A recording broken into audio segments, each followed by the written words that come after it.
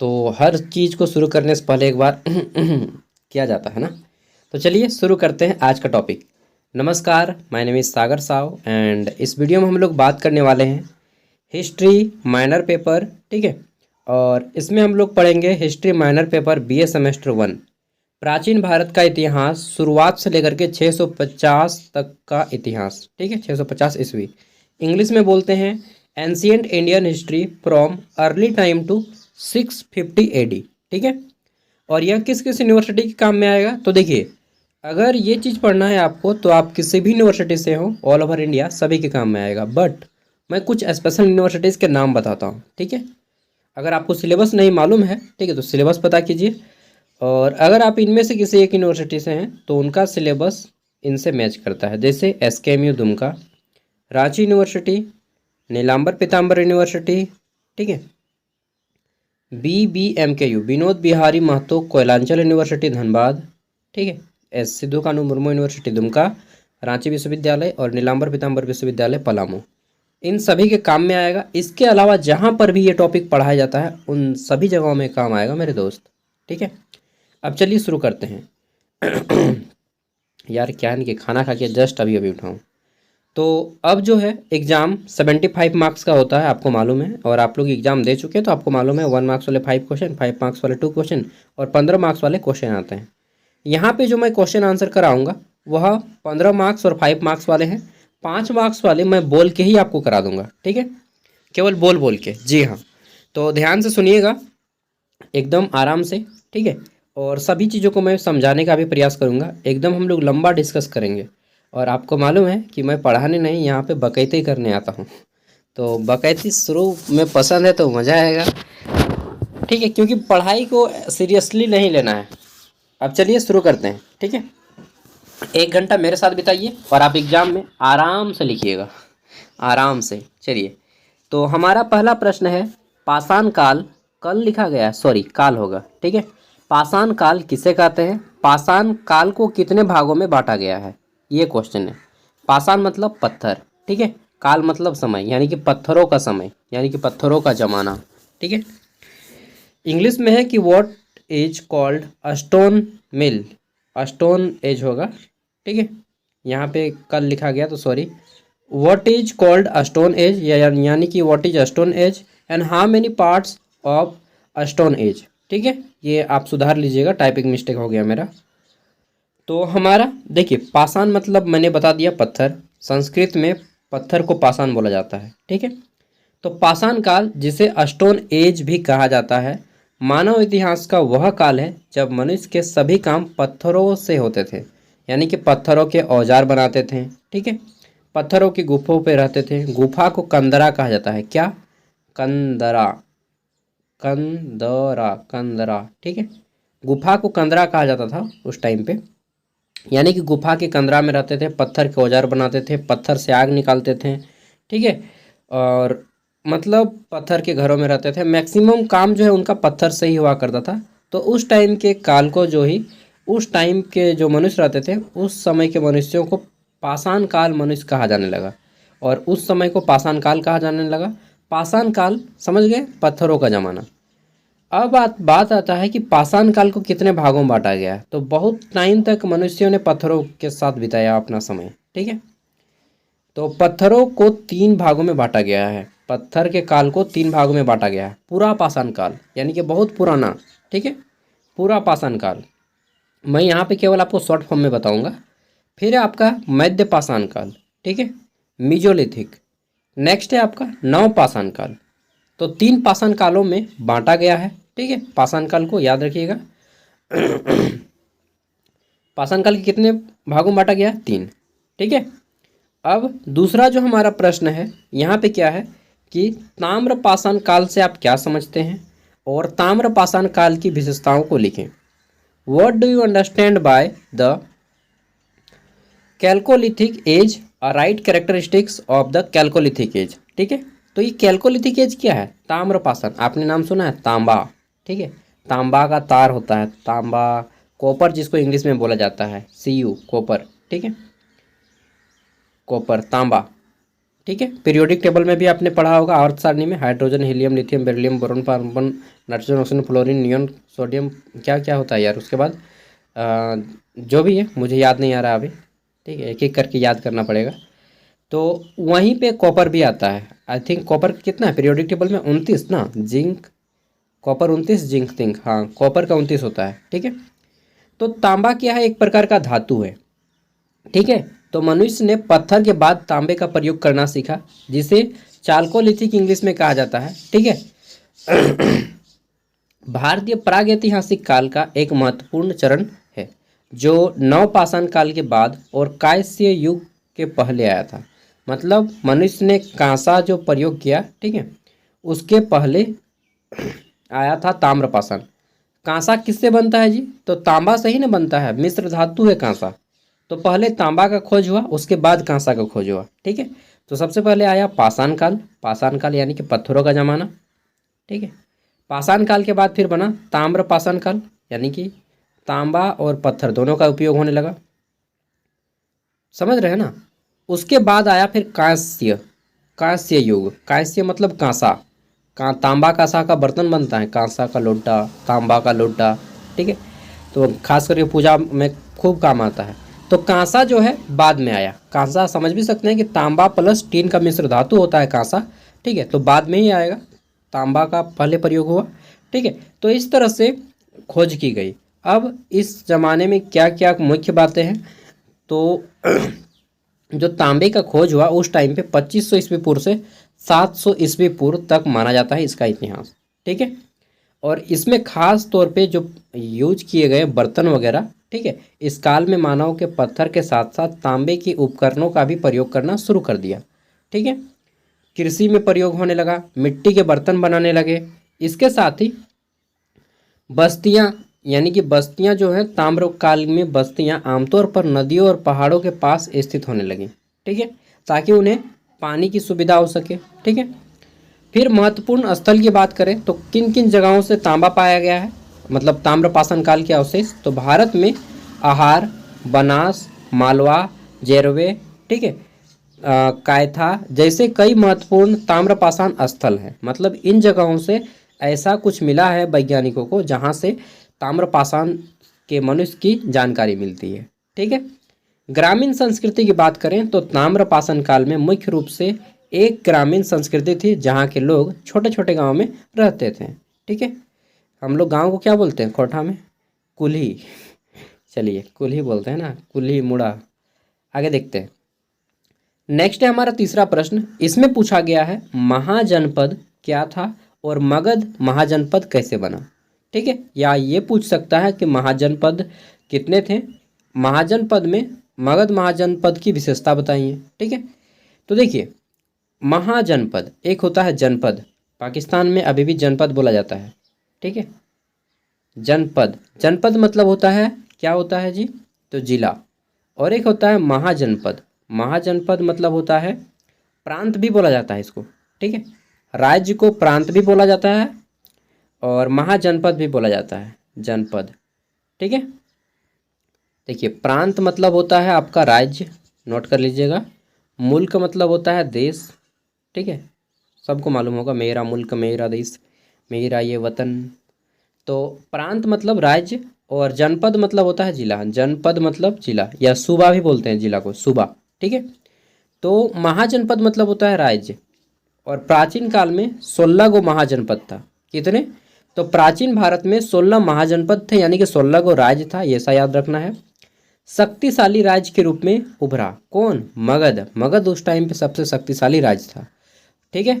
मगध साम्राज्य जो दक्षिण बिहार में स्थित था, ठीक है, दक्षिण बिहार माने झारखंड, झारखंड और बिहार दोनों मिक्स था, ने बाद में एक प्रमुख शक्ति के रूप में उभर कर अन्य महाजनपद को अपने अधीन कर लिया। और मगध महाजनपद के राजा कौन थे, सम्राट अशोक, ठीक है। तो सिंपल सी बात है कि अशोक थे यानी कि महान था। इसके अलावा चंद्रगुप्त मौर्य मगध महाजनपद के थे, चंद्रगुप्त मौर्य पूरा भारत को एक करा, चाणक्य, ठीक है, बिंदुसार, हर्षवर्धन, बहुत सारे यहाँ पे जो हैं महान महान लोग मगध महाजनपद पे थे, ठीक है। और हर देश मतलब उस टाइम पे हर जनपद इससे डरता था। वज्जी हो गया, चेरी हो गया, मल्ल हो गया, जितने भी है, गांधार हो गया, ठीक है। 16 महाजनपद का नाम मुझे नहीं याद है। तो वे सभी मगध से डरते थे। क्यों? क्योंकि मगध के पास बहुत ज़्यादा हाथी था, जंगल था पूरा। तो हाथी था, हाथी सेना था, गज सेना था। इसके अलावा अच्छा शासक था, यानी कि अच्छा राजा था, ठीक है। अभी तो राजा एकदम पूरा गधा है हम लोग का, ठीक है, एकदम भौंका भोड़ा है। कौन है अभी हम लोग का राजा, मालूम है ना? तो राजा अभी गधा है, इसलिए राजठो भी डूब रहा है। राजा अच्छा होगा तो राज भी अच्छा रहेगा, ठीक है। तो अब आपको मगध महाजनपद के बारे में जान लेना है इसमें। नेक्स्ट देख लेते हैं। मैं यहाँ पे डिटेल में नहीं बताऊँगा, बस शॉर्ट फॉर्म में बताऊँगा। शॉर्ट फॉर्म में जिनके पास टाइम नहीं है, मेरे साथ टाइम बिताइए, और जब मेरे साथ टाइम बिता लीजिएगा उसके बाद मैं आपको यहाँ पे दे दूँगा क्वेश्चन पेपर, ठीक है। सॉरी, ये PDF दे दूँगा डिजिटल फॉर्म में, फ्री में। 10 रुपया लूँगा, लेकिन अभी नहीं लूँगा, बाद में लूँगा जब आपका एग्ज़ाम MDC पेपर से मैं आपको लोग को पैसा लेना शुरू करूँगा। 10 रुपया फ्री में, जिसको मन रहेगा वो दीजिएगा, QR कोड दे दूंगा, ठीक है। चलिए वो सब बाद में बात करेंगे, पढ़ाई करते हैं। तो मगध महाजनपद के बारे में जाने। तीसरा प्रश्न जो है आपका, हर्षवर्धन कौन था और उनकी उपलब्धियों के बारे में पूछा गया है, ठीक है। हर्षवर्धन नाम सुने हैं, हर्ष नाम भी रखते हैं हम लोग। Who was Harshvardhan, discuss his achievements. तो देखिए, हर्षवर्धन जो है भारत का एक महान राजा था। महान, हाँ भाई महान। अशोक के बाद जो दूसरा महान राजा बना वह हर्षवर्धन ही बना था भारत में, ठीक है। हर्षवर्धन, जिन्हें हर्ष के नाम से भी जाना जाता है, हर्ष मतलब उमंग, उत्साह, ठीक है। शताब्दी ईस्वी 7वीं शताब्दी ईस्वी के एक भारतीय सम्राट, और वे पुष्यभूति राजवंश के थे। किस राजवंश के? पुष्यभूति राजवंश के थे हर्षवर्धन, जिन्होंने या उन्होंने 606 से लेकर के 647 ईस्वी तक शासन किया। और हर्षवर्धन को उत्तर भारत के एक विशाल साम्राज्य को एकजुट करने और उसे स्थिरता प्रदान करने के लिए जाना जाता है। उन्हें अपनी राजधानी कन्नौज से स्थापित की और शासनकाल में राजनीतिक, सामाजिक, आर्थिक, सांस्कृतिक को बढ़ावा दिया। एक क्वेश्चन भी आता है कि किन्होंने अपनी राजधानी, किस राजा ने या किस शासक ने अपनी राजधानी कन्नौज में स्थापित की? तो हर्षवर्धन ने, ठीक है। हर्षवर्धन के समय में ही चीन का एक यात्री आता है, ठीक है। उसका नाम क्या था? वैनसांग। यहाँ पे मैं दिखा देता हूँ, अगर होगा तो, होगा जरूर होगा। यहाँ पे देखिए, चीनी यात्री वैनसांग भारत आता है इन्हीं के शासनकाल में, ठीक है, जिन्हें यात्रियों का राजकुमार के नाम से भी जाना जाता है। उन्हें यात्रा वृत्तांत, हर्षवर्धन के शासनकाल और भारतीय समाज विस्तृत वर्णन किया है, ठीक है। फिर विकास जानिएगा कि उनके समय में कैसा विकास हुआ, ओके। फिर शक्ति कितनी थी, सेना कितनी थी। आगे राजा का मतलब ही होता है कि उसके पास हाथी सेना कितना है, ठीक है, पैदल सेना कितना है, घुड़सवार सेना कितना है, उसके पास कितनी संपत्ति है, ठीक है। चलिए, यही सब जाना जाता था आगे राजा का पावर, ठीक है। नेक्स्ट है हमारा, मौर्य साम्राज्य समाप्त होने लगा उसे टाइम, ठीक है। उसे टाइम नहीं, उस टाइम होगा, मतलब जब मौर्य समाज पतन की ओर था, ठीक है, उस समय इंडो यूनानी, सातवाहन और कुषाण वंश का विकास किस प्रकार हुआ, ये बताना है। जब मौर्य समाज, अशोक जब युद्ध किया, कलिंग का युद्ध 261 ईस्वी पूर्व में, 261 था 63 था जी, जो भी है, 261 या 63 था ईस्वी पूर्व में कलिंग के साथ युद्ध किया सम्राट अशोक ने। उसके बाद उन्होंने कहा कि नहीं, अब मैं युद्ध नहीं करूँगा, और उसका शासनकाल तक युद्ध नहीं हुआ। उसके बाद जो है ना, मौर्य साम्राज्य का पतन हो गया। इंडो यूनानी, ठीक है, उस समय पे पहला राजवंश बना, दूसरा बना सातवाहन और तीसरा बना कुषाण। इन तीनों राजवंश का विकास कैसे हुआ ये आपको जानना है इस क्वेश्चन में, ठीक है। तो देखिए, इंडो यूनानी, कुषाण, सातवाहन प्राचीन भारत के महत्वपूर्ण राजवंश थे। इंडो यूनानी, जिन्हें यवन भी कहा जाता है, ठीक है, ने उत्तर पश्चिमी भारत में शासन किया। कहाँ पे? उत्तर और पश्चिम। उत्तर पश्चिम माने गुजरात का एरिया, ठीक है। जबकि कुषाण ने मध्य एशिया और उत्तर भारत के बड़े हिस्से पर शासन किया। सातवाहन राजवंश ने दक्कन के क्षेत्र में शासन किया। सातवाहन ने कहाँ शासन किया? दक्कन के क्षेत्र में। अब मैं यहाँ पे कुछ आपको इम्पोर्टेंट 1 मार्क्स वाले बता देता हूँ। जैसे पूछा जाता है कि सातवाहन वंश का सबसे प्रतापी राजा कौन था? तो सातवाहन वंश का सबसे प्रतापी राजा था गौतमी पुत्र श्री सातकर्णी। कौन? गौतमी पुत्र। ये गौतमी पुत्र क्यों लिखता है? क्योंकि क्वेश्चन भी आता है कि किस राजवंश ने अपने नाम के पहले अपनी माता का नाम जोड़ा। तो गौतमी इनके माँ का नाम था गौतमी पुत्र सातकर्णी, गौतमी पुत्र श्री सातकर्णी। तो सातवाहन वंश ऐसा था कि अपने नाम के पहले अपने माता का नाम जोड़ा करते थे। कौन? सातवाहन वंश। मैं बोल देता हूँ यार, आप लोग इसी से ही पढ़ लीजिए एकदम, ठीक है। अपने शब्दों में उत्तर करना है। फिर सातवाहन वंश की स्थापना किसने की? तो सिमुक, सिमुक नाम का एक व्यक्ति था, सिमुक, जिसने सातवाहन वंश की स्थापना की। ठीक है, यहाँ पे लिखा होगा, कहाँ गया रे भाई सातवाहन, हाँ देखिए, तो सातवाहन जिन्हें आंध्र भी कहा जाता है, ठीक है, और इसकी स्थापना किसने की? सिमुक ने। ठीक है, यहाँ पे लिखा है क्या आक्रमण, चलिए नहीं लिखा ना, चलिए। और गौतमी पुत्र श्री सातकर्णी इसके सबसे महान राजा थे। सिमुक ने स्थापना की, गौतमी पुत्र श्री सातकर्णी सबसे महान राजा हुए, और ये बौद्ध धर्म को बहुत ज़्यादा मानते थे। कौन? सातवाहन वो लोग। ठीक है, बस इतना काफ़ी है यार जानने के लिए। और ये जो है आपका कौन कौन एरिया में शासन करते थे? वर्तमान में देखिए, महाराष्ट्र, आंध्र प्रदेश, तेलंगाना, मतलब साउथ का एरिया जो है लगभग लगभग ये सातवाहन लोग राज्य किया करते थे। ठीक है, आज का हैदराबाद हो गया, तेलंगाना हो गया, ठीक है, और आपका मुंबई हो गया, सातवाहन के पास था भाई। कुषाण वंश, कुषाण वंश से क्वेश्चन क्या आ सकता है? ठीक है, कि कुषाण वंश के समय में ही चरक का नाम सुने हैं? चरक, महर्षि चरक, ठीक है, जो भारत के बहुत बड़े चिकित्सक थे। ठीक है, इन्हीं कुषाण वंश के समय में चरक हुए। कनिष्क का नाम सुने? कनिष्क, कनिष्क कौन थे? तो कुषाण वंश के सबसे महान राजा थे कनिष्क। ठीक है, कौन थे?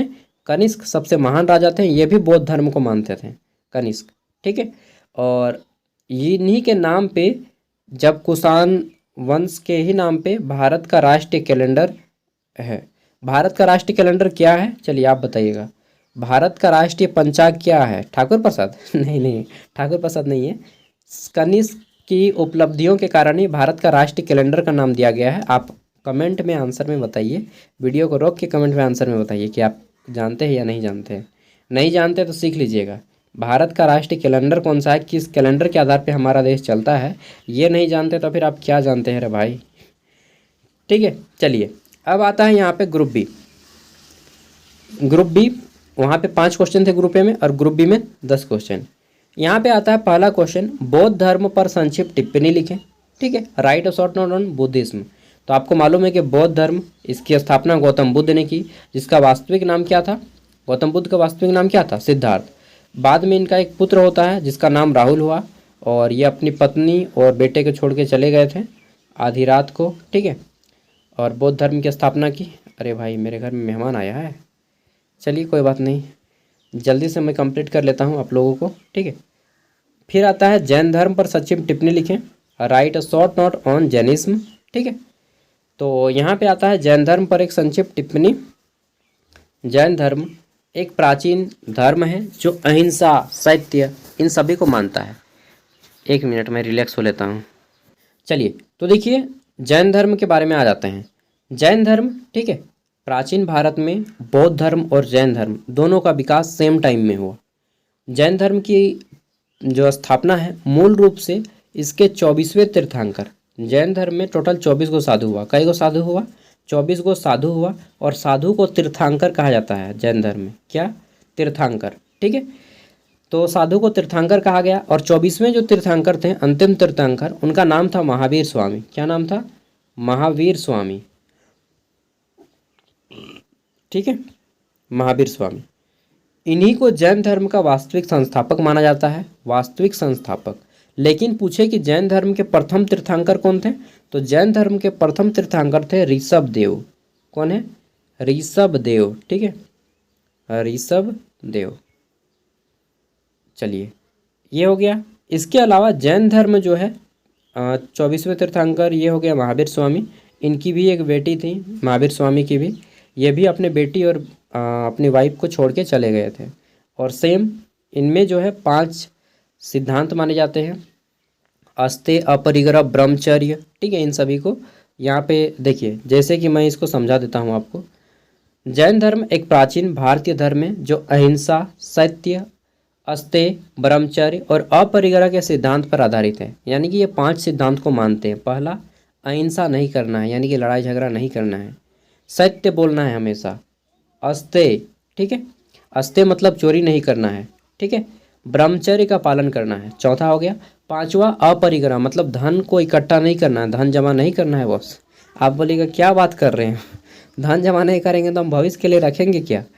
चलिए वो अलग है बात है, ठीक है, धन इकट्ठा कीजिए लेकिन सही काम के लिए कीजिए, ठीक है। हर बात को आप अपने अकॉर्डिंग जो सही लगे उसको उचित समझिए यार, ठीक है, क्योंकि मैं नहीं बोलूँगा धर्म के विषय में भाई। यह धर्म सभी जीवित प्राणियों के प्रति सम्मान और अहिंसा को महत्व देता है।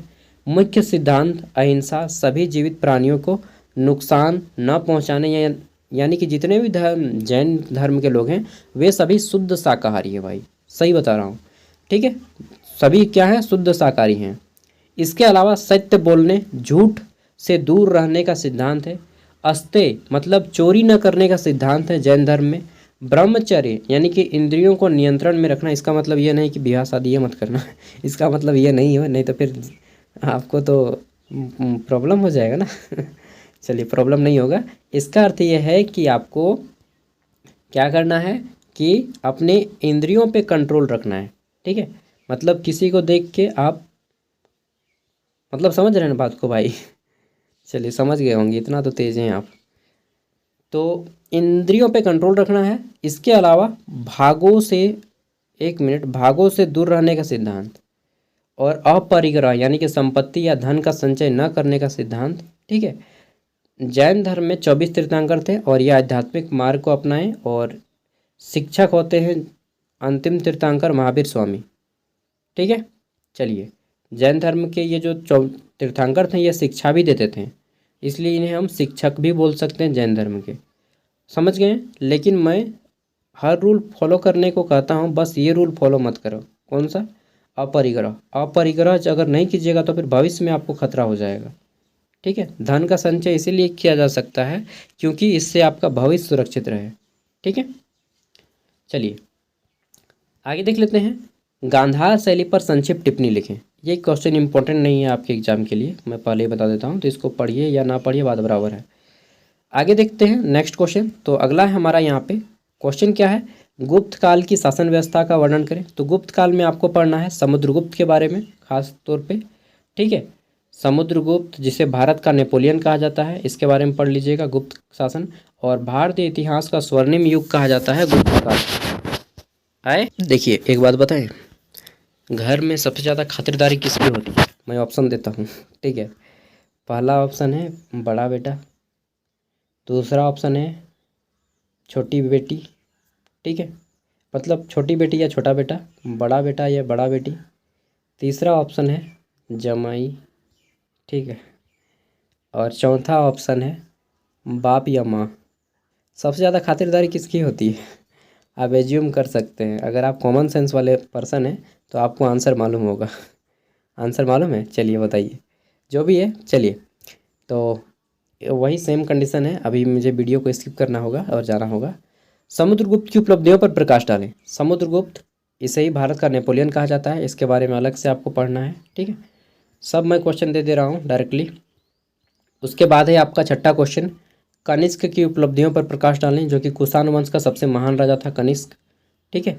और इसी के आधार पे भारतीय राष्ट्रीय कैलेंडर यानी कि राष्ट्रीय पंचांग कनिष्क के समय से ही लागू है, आपको बताना है मालूम है तो।